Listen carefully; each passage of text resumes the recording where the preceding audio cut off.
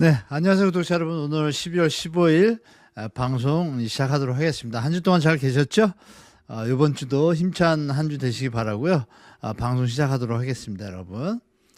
자, 먼저 제가 말씀드릴 거는 12월 시장 변화 분석 이렇게 썼습니다. 대책이 먹히는 신호. 그동안 대책이 나온 뒤에 뚜렷한 어떤 신호들이 없고 도리어 이제 상승폭이 상승폭이 약간 둔화됐다가 다시 또 확대됐다. 이런 기사들이 자꾸 왔다 갔다 하니까 많이 혼동스러우실 거예요. 그래서 포모 심리라고 그러죠. 두려움이 좀 있을 텐데 제가 볼 때는 이제 드디어 조금씩 나타나는 것 같습니다. 자, 하나씩 볼까요? 수도권 거래가 급감을 했어요. 급감을 했고 분당 조정이 조금 시작된 것 같습니다. 그리고 2026년 시장 언론에서 많이 얘기하지만 아무도 모른다. 제가 이렇게 썼지 않습니까? 제가 볼 때는 정부의 추가 대책과 신호들이 과연 어떻게 나올지가 제일 중요한 것 같습니다. 하나씩 볼게요, 여러분. 자, 보시는 바와 같이 보시면 어때요? 제가 좀 없어지는 게 낫겠네요. 자, 12월, 15일 이렇게 거래량을 보는데 서울의 거래량이에요. 이렇게 보시면 지금 12월 15일 기준 2,779건 서울입니다. 그러니까 서울이 아시는 바와 같이 10,000건, 8,000건 이랬었는데 12월 15일인데 이게 11월 거래예요. 그러면 크리스마스 빼고 한 7일이나 한 10일 정도 남았습니다. 그러면 3,000건에서 3,500건에 끝일 것 같아요. 그러면 또 반토막 난 거죠. 10,000건에 비하면 한 40% 수준이고 중요한 건 12월 거래입니다.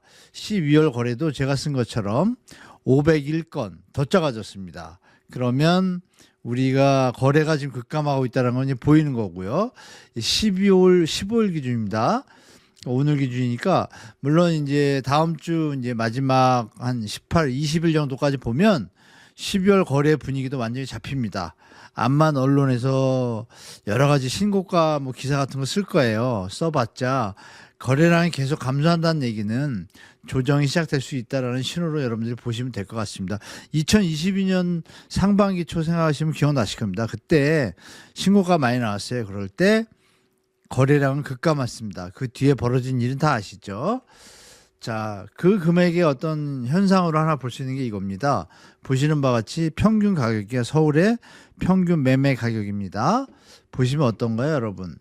12억, 15억, 평균가가 15억이다 막 얘기하고 그럴 때가 이때입니다.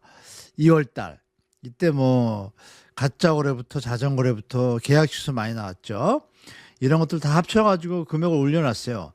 자, 그런데 보시면 11억, 13억대 움직이다가 12월달 어때요? 9억 7,500. 이것도 제가 LH 매입한 것들이 물건이 좀 있어요. 그것도 빼고서 제가 계산해 본 겁니다.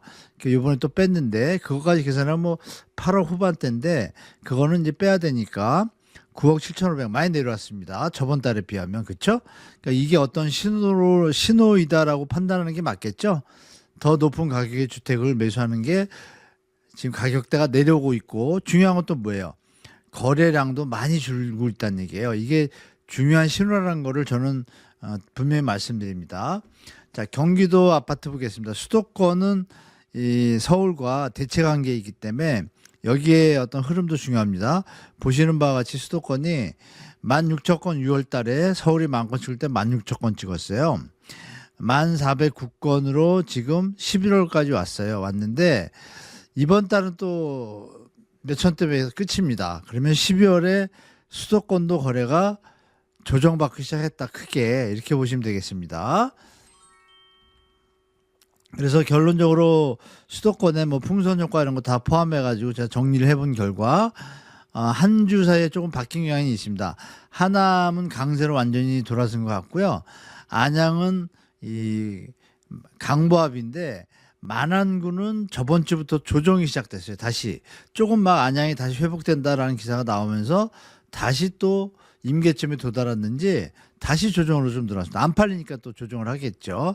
화성은 하락 거래가 점점 많아지고 있습니다. 5대5 정도 계속 유지되고 있습니다. 그러면 풍선 효과는 거의 없는 수준이다. 일부 신축 대단지 선호단지 또 동탄 KTX, GTX 그 라인의 앞에만 좀 줘가지 큰 효과가 없다라고 보시면 되겠습니다.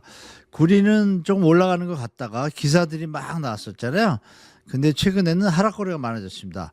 데이터는 또 제가 또 올려드리도록 할게요.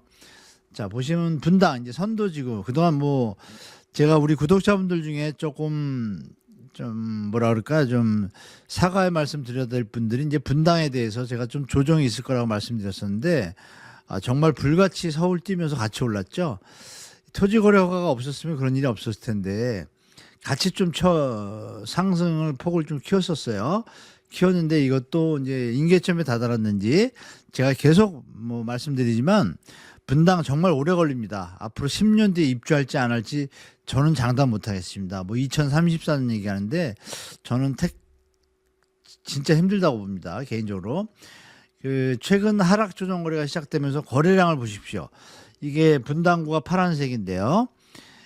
이 690, 뭐 1000건 쭉쭉 오다가 900건 갔다가 지금 11월 달에 60건으로 급감을 합니다. 중요한 건 12월 달도 마찬가지입니다.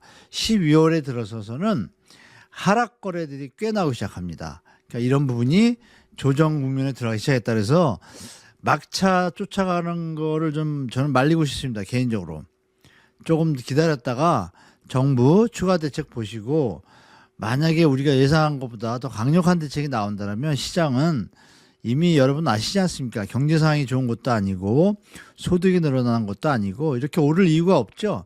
이건 뭐 투자 투기 또 갈아타기 하면서 띄우기 요인이 꽤 있습니다. 물론 강남 일부는 희소성으로 인해서 그렇게 올라갈 수 있다고 하지만 계산 잘 하셔야 됩니다. 강남의 신규 분양 물량이 적긴 하지만 분양가가 보통 20에서 23, 2, 3억에서 분양가인데요. 분양가 상한제 적용되니까 그거하고 지금 이 분당이 지금 20억이 갈 이유가 있습니까? 없지 않습니까? 이유가 있다라고 뭐 주민들은 또 얘기할 수 있겠지만 객관적으로 판단하셔야죠. 물론 이제 판교가 어떤 고소득자가 많다 보니까 그럴 수는 있는데 시간이 많이 걸리지 않습니까? 입주하는데 이런 거 잘 판단하셔야 됩니다. 지금 많이 너무 올랐기 때문에 조정 들어갈 것 같고 또 2026년 말에서 7년 사이에 전 세계 크라이시스가 생길 가능성도 있기 때문에 이거는 이제 이 정도 선에서 마무리가 되고 조정 국면으로 들어가는 게 저는 수순이라고 보기 때문에 조금 보수적으로 시장에 대처하시기 바랍니다. 실제로 분당에 12월 1일부터 15일까지 13일까지 거래의 어떤 분위기를 보시면 이렇습니다. 이렇게 하락 거래가 많이 나옵니다. 이렇게 실제로.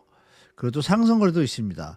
그런데 이런 걸 보면 여기 세력이 있다고 판단됩니다. 무슨 세력?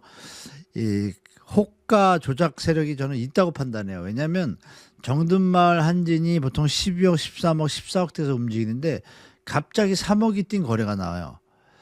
좀 이상하죠. 바보가 아닌다면 왜 갑자기 다들 13억, 14억의 거래를 하는데 혼자서 17억에 삽니까? 이거는 좀 국토부가 나서서 조사 들어가고 끝까지 추적 조사해야 될 것 같다고 봅니다.